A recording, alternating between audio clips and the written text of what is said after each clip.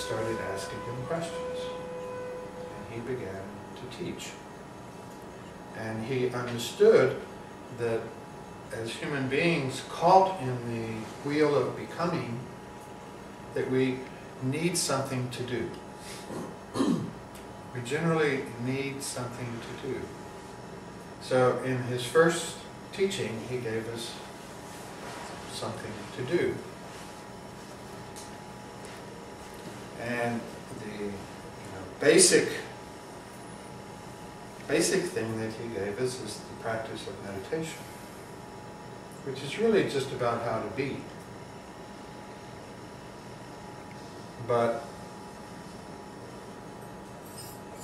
out of his wisdom and compassion, and thank goodness for us, he gave us something to do in order to discover that all we need to do is be. So basically, in meditation practice, we are practicing being. Being who we are, where we are, when we are, which is always in the present moment.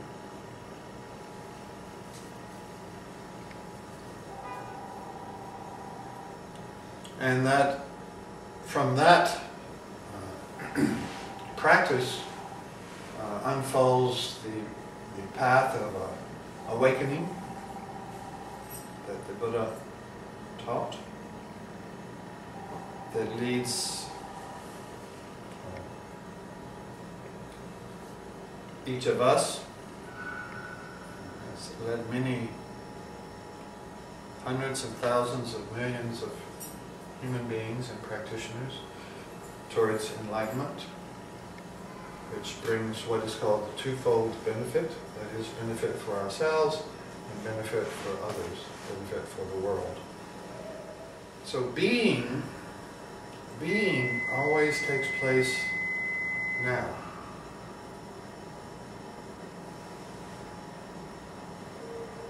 In the present moment, whenever that is.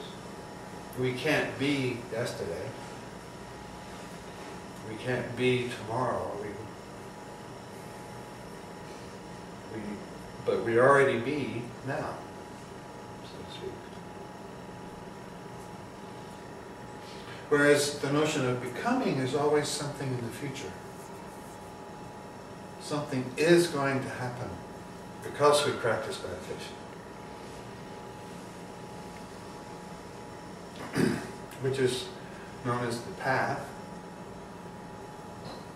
And it's true, but it's not based on the idea that we need to change ourselves, but that we can come back to the simple act of being and actually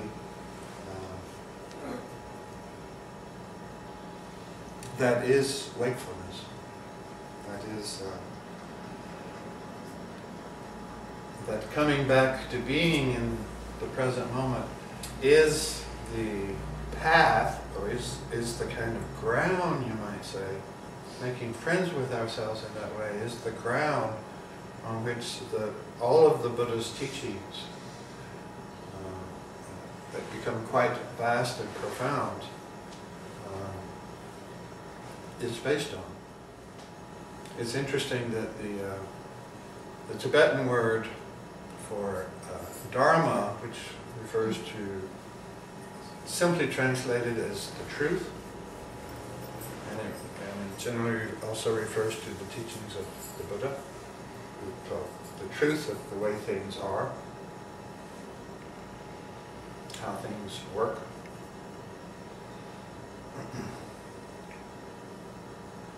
The Tibetan word is a Chö, C-H-O with two little dots, not like in Pima Chodun.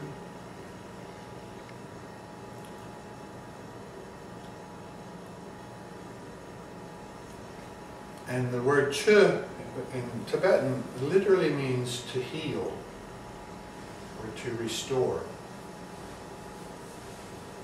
So what is being healed is the wounds, you might say, we suffer because in this caught in the wheel of always wanting to become, something,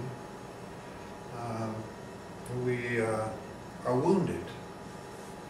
You know, because sometimes we don't get what we want to become. So that is painful. We suffer. Sometimes we get what we want, but then we lose it. It's painful, suffering. So that becoming is trying to become something other than what we are.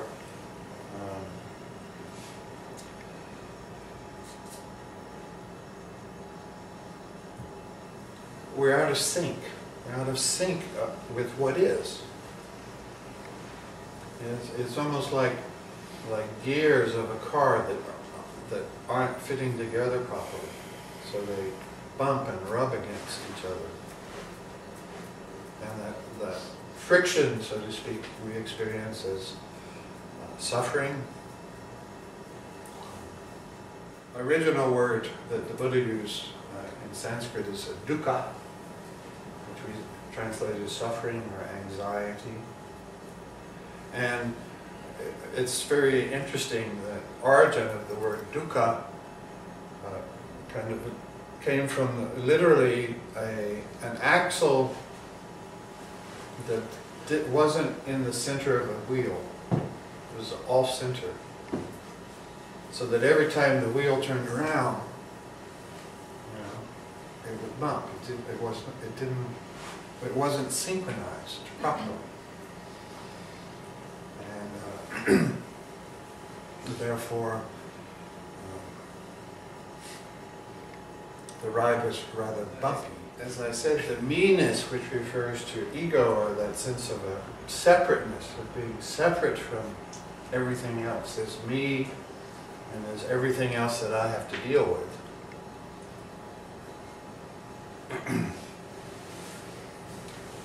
It's extra. It's kind of added on to the be, so to speak. The classical analogy for this in the Buddha Dharma is that you walk into a room and it's kind of dim. You can't see very clearly.